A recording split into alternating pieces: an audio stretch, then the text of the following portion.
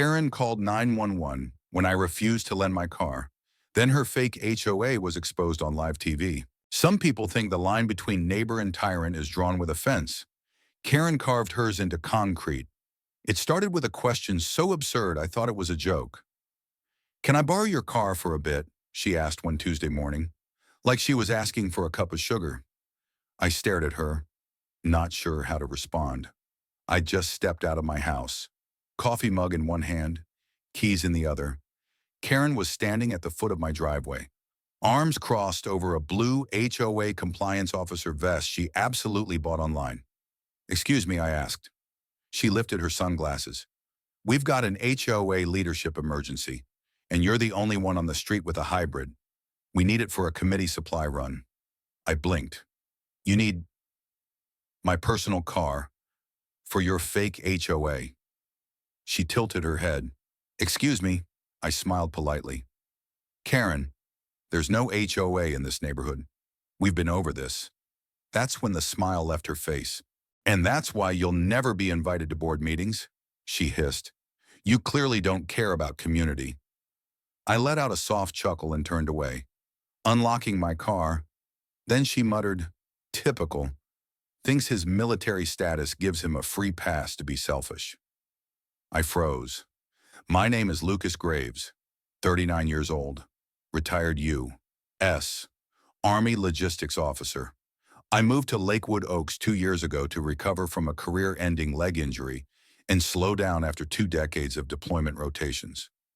I picked this house because of the wide driveway, low property taxes, and the fact that it didn't have a homeowners association. That wasn't by accident, but Karen made one up. She wasn't even subtle about it. A month after I moved in, I got a folded paper slip in my mailbox with the bold heading, "Lakewood Oaks Residential Authority. Urgent notice."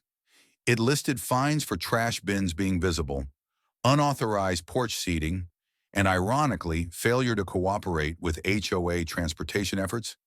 I asked the city clerk. No such organization was registered. Not locally, not federally, not with the state, but that didn't stop Karen. She had signs, fake citations, and now, apparently, a clipboard demanding I turn over my Toyota Prius for some kind of supply run. When I refused, she called 911. At first, I thought she was bluffing.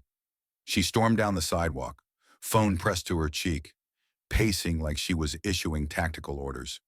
But when a cruiser pulled up 15 minutes later, lights spinning lazily, I realized she wasn't just trying to scare me. She was escalating. The officer stepped out slowly. I knew him, Deputy Rivera. Good guy, level-headed. "Hey, Luke," he said. "We got a report of a community disturbance involving stolen property." I raised an eyebrow. Stolen Karen came charging back into view. "That's the car. That one right there." Deputy Rivera looked back at me. "She says she's the acting transport chair of the Lakewood Oaks HOA and that you took a vehicle assigned to committee use." I almost burst out laughing. "That's my personal vehicle. Registered to me. Paid off. Never left my driveway. And there's no HOA here." Karen shoved a laminated card in Rivera's face. "Here's my badge. We're federally recognized." He took one look, then sighed. "Ma'am," he said gently, "this is a laminated business card with a Walmart logo on the back." That night, my windshield was cracked. The next morning, the words "selfish" were scrawled in red nail polish across the driver's side door. And a fresh citation from the HOA had been taped to my mailbox this time, threatening revocation of community privileges. It would have been funny if it didn't cost me $300 in repairs. That's when I realized Karen wasn't just delusional. She was dangerous, and I wasn't the only one she targeted. I didn't sleep much the night after Karen called 911. The sound of my cracked windshield creaking in the wind outside felt louder than usual, like some kind of broken warning bell. The next morning, I took a photo of the damage, emailed it to my insurance, then headed straight to City Hall. It was time to stop playing nice.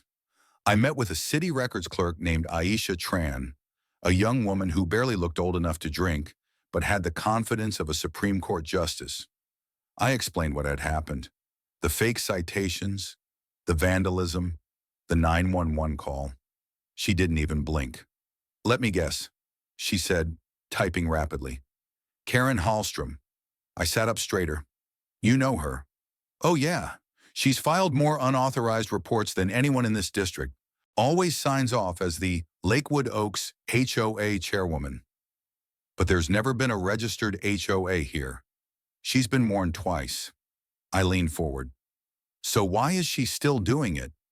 Aisha stopped typing and looked at me dead in the eye. Because nobody's ever pushed back hard enough. Well, that was about to change. Back home, I started knocking on doors. First up Greg and Alana, the couple 2 houses down. I hadn't really spoken to them beyond the occasional wave. But when I mentioned Karen's name, Alana's face darkened. She fined us $75 for having non-neutral patio furniture.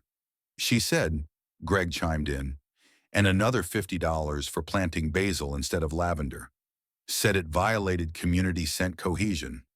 They showed me the paper citations, cheap white printer paper, with a low-resolution logo at the top, Lakewood Oaks Civic Integrity Unit. No contact address, just a Gmail account. She always shows up in that blue vest, Alana added. Carries around that ridiculous clipboard. Makes people feel like they're breaking the law. I nodded. Would you be willing to sign a statement? Greg smiled. Hell yeah. Within 2 days, I had 13 statements. 4 involved bogus fines. 3 involved Karen stepping onto private property without permission. 2 mentioned threats of eviction for non-compliance, which she had absolutely no power to enforce. But one story chilled me to the bone. A widowed woman named Doris, mid-70s. Soft voice. Oxygen tank on wheels told me that Karen once demanded she turn over her spare house key for community emergency protocol enforcement. She said it was HOA policy, Doris whispered, and I didn't want to argue. But the next week, I came home from the hospital and all my bird feeders were gone. She said they encouraged pests. Doris had filed a police report, but no charges were ever brought. It was her word against Karen's.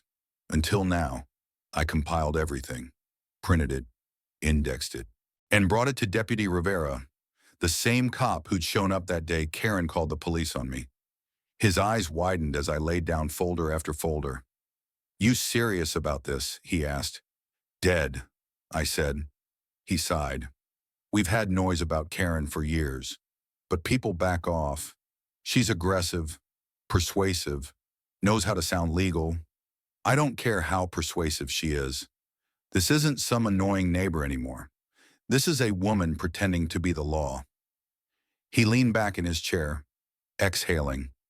I'll elevate it. We'll take this to the city prosecutor, but you need to be ready. She's going to hit back. I know, and she did. That weekend, I returned from the grocery store to find a notice taped to my garage door. Community notice of vehicle confiscation, pending. It was printed in red, signed with a flourish that looked suspiciously like Deputy Chair of Residential Transit, and stapled below it a photo of my car. Karen had been taking pictures of it in my driveway. Without my knowledge, that was the last straw. I posted the notice on Nextdoor, added the story, the citations, a snapshot of the vandalism. Then I closed with one simple line. If she's done this to you too, reach out. It's time we stop pretending she has any authority. The response was overwhelming. Dozens of neighbors messaged me privately. People I barely knew, retirees, parents, college kids renting the duplex on Willow Street. One message read, she told us she could evict us if we didn't cut our grass by Friday. I thought she was bluffing, but we panicked. Another said she came into my backyard while I was gone and unplugged my Christmas lights, claimed light pollution. Jason Weaver, the same reporter who had covered the hot tub Karen story in Brentwood, caught wind of it and emailed me. Lucas, is it true? This woman pretended to confiscate your car, I called him. Gave him everything. And when his story broke, the headline made me laugh out loud. Clipboard Karen strikes again. Lakewood man targeted by Phantom HOA. It wasn't just my story anymore. It was ours, and Lakewood was finally paying attention. The turning point came during a community Q&A hosted by the city council the following week. Karen showed up, dressed in her faux official navy blazer and a new HOA president badge pinned to her chest. She looked rattled but determined. When her name was called, she stood at the podium and said, "All I've ever wanted is to maintain the integrity and dignity of Lakewood Oaks." The crowd murmured. Someone shouted, "Then why'd you charge my grandma $90 for a mailbox inspection?" Another added, "Why'd you threaten to tow a teenager's car for parking in their own driveway?" Karen's voice trembled. There are rules, standards, structure. Without it, we have chaos. And then I stood up, held out the citation she posted on my door, blew it up on the projector. This I said, "This isn't structure, it's a scam." The room erupted. Karen tried to defend herself, claimed we were all liars, said the city recognized her leadership. That's when the mayor took the mic. "We have no record of an HOA for Lakewood Oaks. We have not granted any enforcement authority to Ms. Hallstrom, and if she continues, we will pursue legal consequences." Karen left before the meeting ended. She never spoke publicly again. I was sitting on my porch drinking coffee when I saw the van. Plain white, no markings, no logos. Just a long antenna and two guys in jeans unloading tripods. News crews. And right behind them, walking briskly across the lawn with a camera bag bouncing at his hip, was Jason Weaver. He gave me a quick salute as he passed, then pointed to the curb across the street. "Lucas, you might want to stay close to your porch," he said, smirking. "It's going to be a hell of a morning." I didn't ask why, because I already knew Karen was coming. By the time the third camera crew arrived, so had the neighbors. Word had gotten around fast. Jason's last article had been shared over 2,000 times, and the city council's public record meeting video had gone semi-viral on Facebook. Even the hashtag #HOA Karen was trending in our zip code. People brought folding chairs, coffee, signs. Someone even showed up in a full-on Uncle Sam outfit with a poster that said, "HOA hell no then," at exactly 10:02 a.m. Karen emerged from her house, draped in a dark blazer, a crisp white skirt, and that infamous blue HOA vest she refused to let go of. She strutted down her driveway with her chin held high, a clipboard in one hand and a printed document in the other. A reporter from Channel 3 tried to stop her at the sidewalk. "Ms. Hallstrom, are you aware the city has denied your HOA's existence?" She waved them off. "That's pending legal clarification." I stood up slowly. Karen marched straight across the street toward me, and the moment her foot hit the edge of my driveway, the entire crowd went dead silent. "You're in violation of emergency community policy," she declared loudly, holding out the printed document. "Effective immediately. This vehicle is to be turned over to the Lakewood Oaks Residential Council for investigation into transport hoarding." I laughed, loud enough for the mics to pick it up. "Karen, there is no council. You made that up." "Again," she snapped. "You think you can hide behind public opinion, behind veteran sympathy. Your car has been reported as suspicious. I have legal grounds." "Suspicious?" I blinked. "Because it's clean.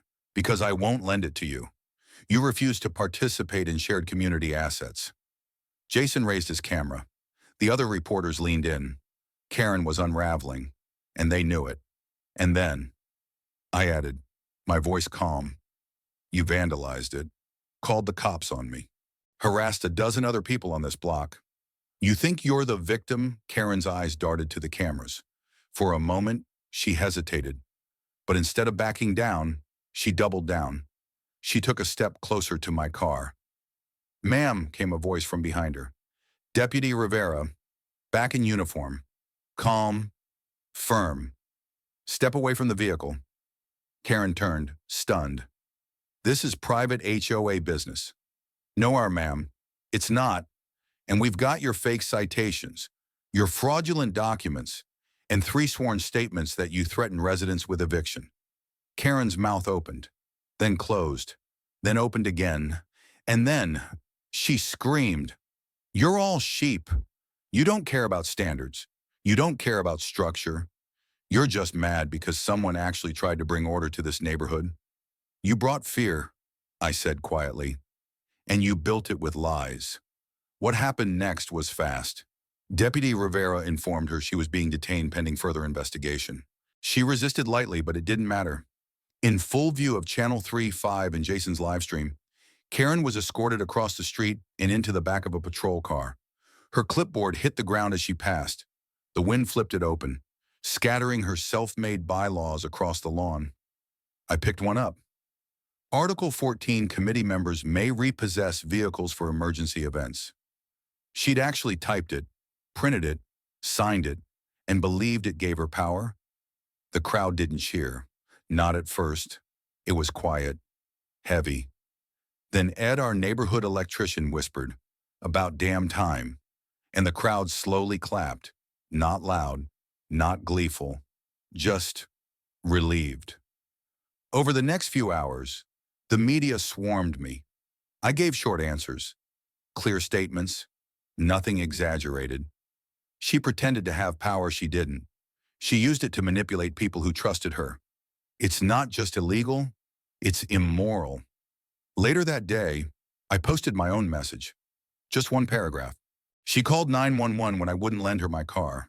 But it was never about the car. It was about control. And today, the only thing she got to ride in was a squad car. I didn't post pictures. I didn't mock her.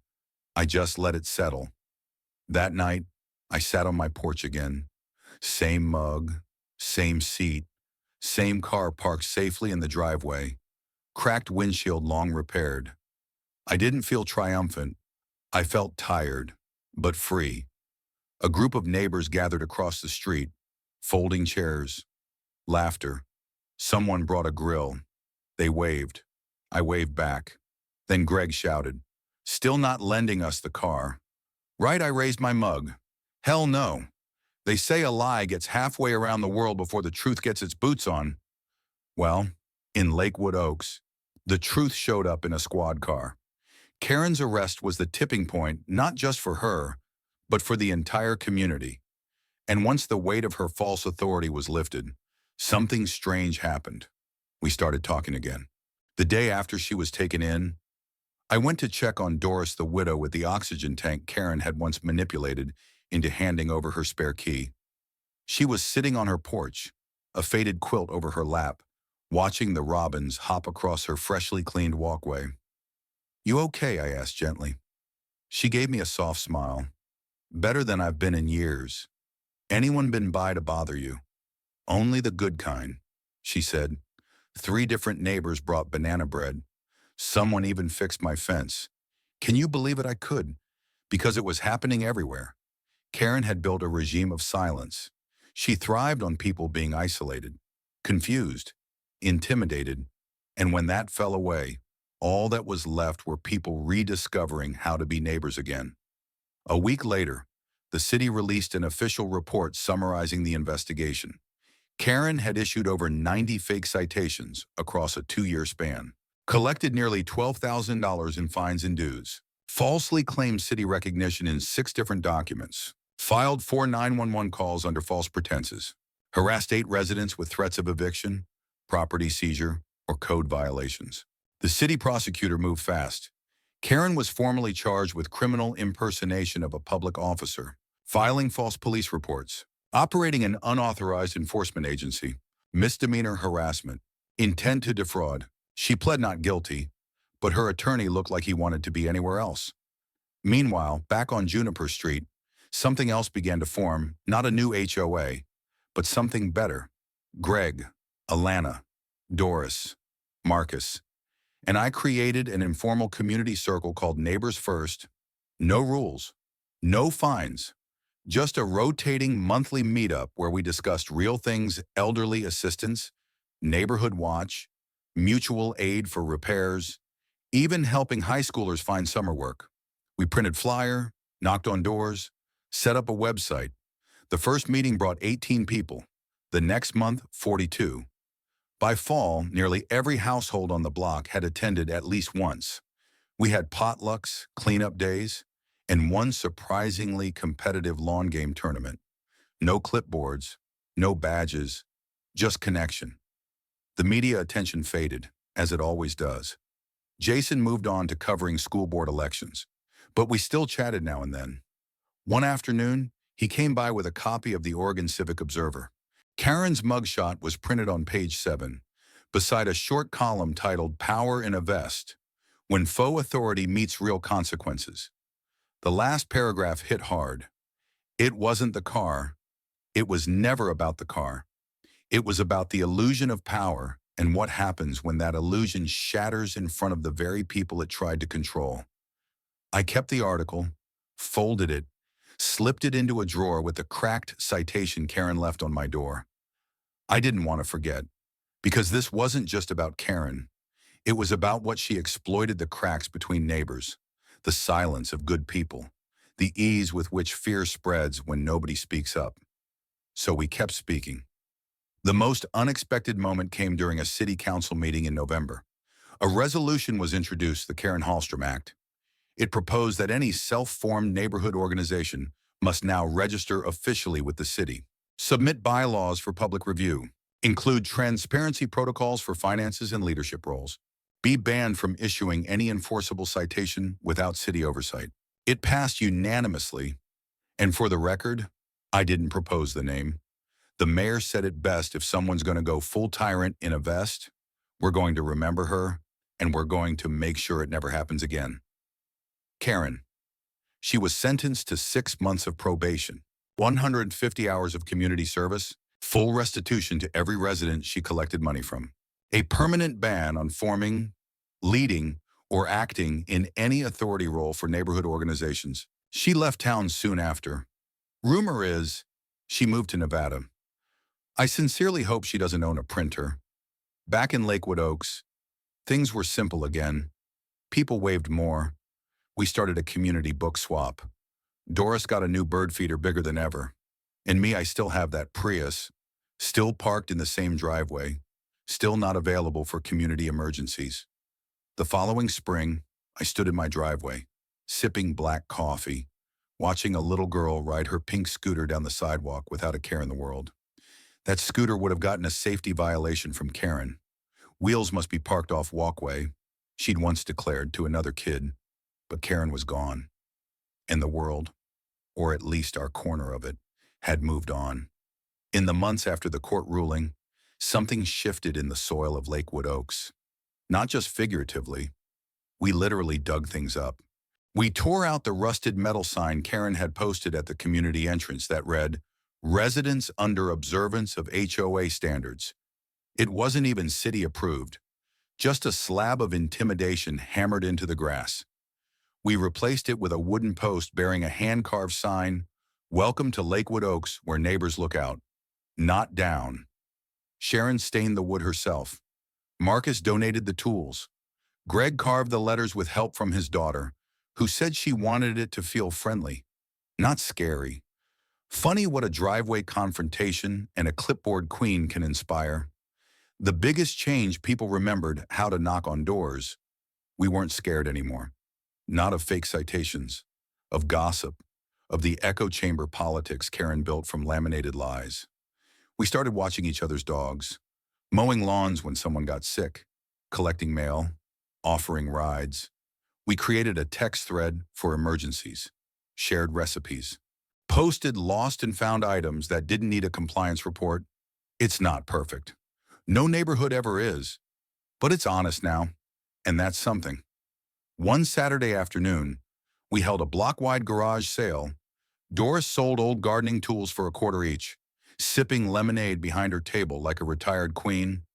Greg set up a grill. Marcus made a playlist. I parked my Prius at the end of the street with a sign taped to the windshield. "Not for sale, also not for community use, still mine." That joke carried all the weight of what we'd been through. People laughed. I laughed. Some wounds heal with stitches, others with solidarity. A reporter from Channel 5 showed up near the end of the day. Not Jason this time, he'd moved on to state politics, but a young guy named Riley, eager and full of questions. He asked if he could film a short follow-up piece. Not on the scandal, on the recovery. We want to show what happens after the smoke clears, he said. I agreed. He filmed us bartering, laughing, dancing near the grill. Then he asked me for a final statement, something on camera. I looked straight into the lens and said, "You don't need fake authority to make a real community. You just need people who give a damn." After the news aired, we got letters from other neighborhoods. Folks who said they'd been dealing with their own Karen, people who didn't know they could say no, that the law was on their side, that they weren't crazy. We replied to everyone, sent them the resources we created, shared stories, encouraged them to speak out. Because if there's one thing I learned, it's this: silence is fertile soil for bullies. But truth grows wild. I still have the clipboard Karen dropped in my driveway the day she was arrested. It's in my garage, locked in an old army trunk next to a box of journals and deployment medals. Not because I want to remember her, but because I never want to forget the cost of unchecked power, even on a quiet cul-de-sac. Today, the wind blows through Lakewood Oaks a little softer. The sidewalks hum with strollers and scooter wheels. No one finds you for mailbox color. Nobody yells about grass height. People plant what they like, laugh when they want, and wave without suspicion. My car keys hang on the same hook they always did. I still don't loan it out. But if a neighbor ever really needed help, you better believe I'd be there in a heartbeat. Because that's what community means. Not control, not fear, but choice, respect, and a little trust in the guy next door. Call to action. Have you ever been pressured by someone pretending to hold power over you? Have you ever stayed quiet because you didn't want to cause a scene? Share your story. Speak your truth. Because whether it's a fake HOA, a clipboard dictator, or just one voice too loud for its own good, change starts the moment someone says, "That's not right, and I'm not playing along." So let's pave the road forward together, one honest conversation, one bold stand, one reclaimed driveway at a time. We don't need clipboards. We need courage.